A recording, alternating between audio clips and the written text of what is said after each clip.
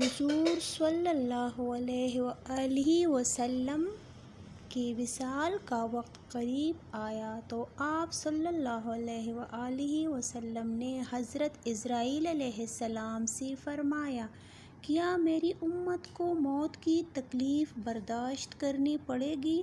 تو فرشتے نے کہا، جی۔